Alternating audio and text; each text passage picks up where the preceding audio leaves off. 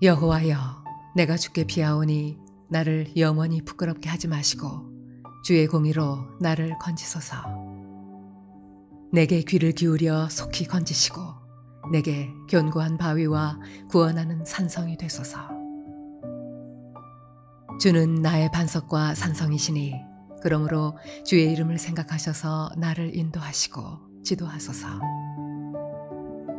그들이 나를 위하여 비밀이 친 그물에서 빼내소서. 주는 나의 산성이시니이다. 내가 나의 영을 주의 손에 부탁하나이다. 진리의 하나님 여호와여, 나를 속량하셨나이다.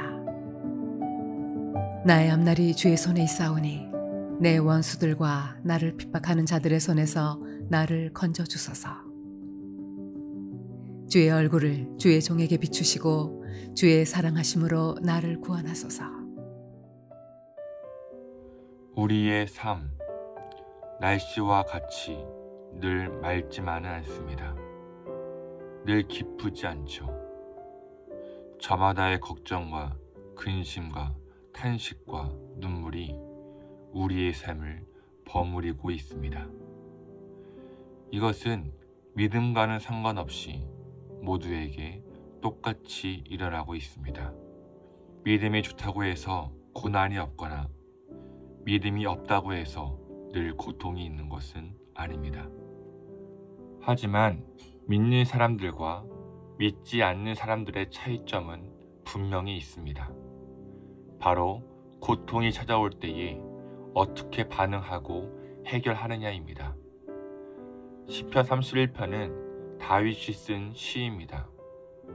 다윗은 지금 고통 가운데 처해 있습니다. 대적들이 다윗을 시기하여 그의 생명을 뺏으려 하거든요. 도망자 신세예요. 언제 화살과 창이 날아올지 모릅니다. 매 시간이 숨막히는 긴장의 연속입니다.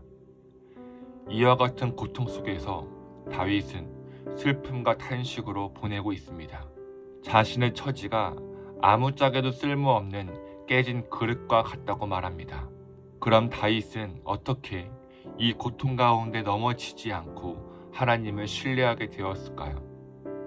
자신에게 닥친 고통들을 어떻게 은혜의 수단으로 바꾸었을까요? 먼저 다윗에게는 하나님을 피난처로 아는 믿음이 있었습니다. 문제가 생기면 당연히 하나님을 의지해야 되는 거 아니야? 나는 여태까지 그래왔는걸? 이라고 생각할 수 있습니다. 하지만 다윗의 믿음은 이런 차원이 아닙니다. 다윗에게 자신을 죽이려 하는 사울을 도리어 죽일 기회가 찾아옵니다. 그때 신하들은 하나님께서 당신에게 주신 그때가 왔습니다 라고 합니다. 고통을 해결할 기회를 하나님께서 주셨다 라고 말하는 거죠.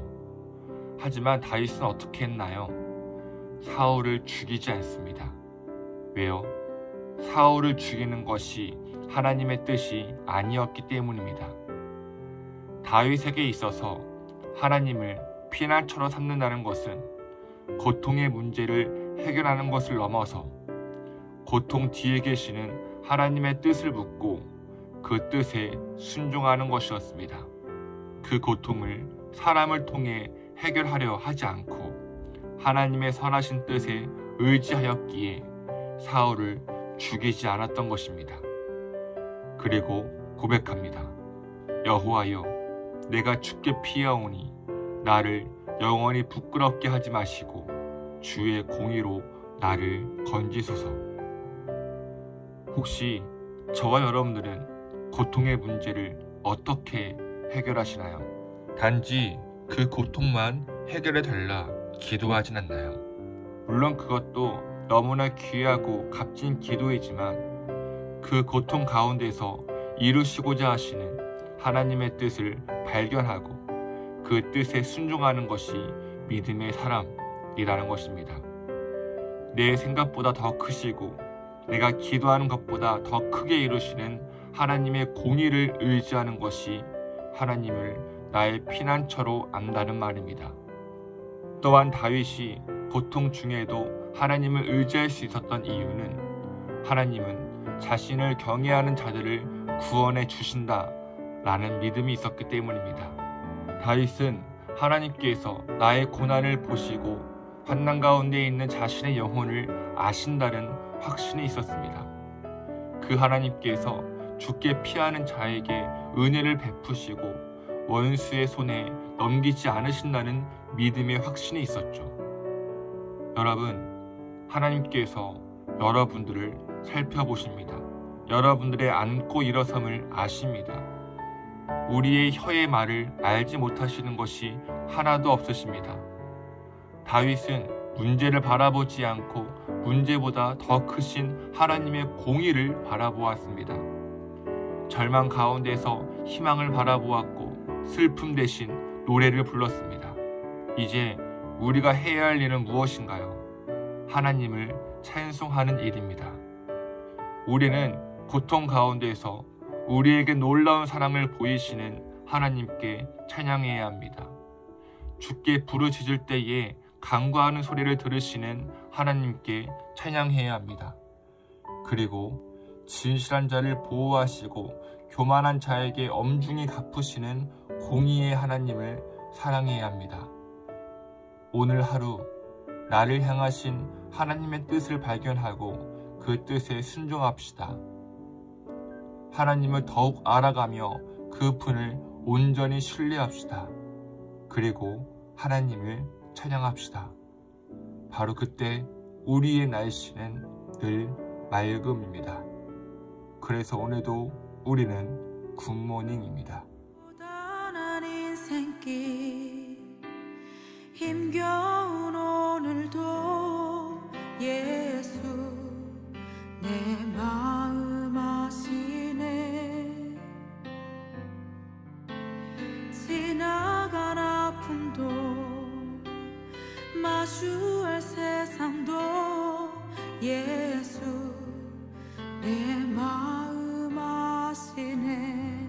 고단한 인생길 고단한 인생길 힘겨운 오늘도 예수 내 마음 아시네. 지나간 아픔도 마주할 세상도 예수 내 마음 아시네. 믿음의 눈 들어 주를 보리. 이 또한 지나가리라. 주어진 내 삶의 시간 속에 주의 뜻 알게 하소서. 하루를 살아도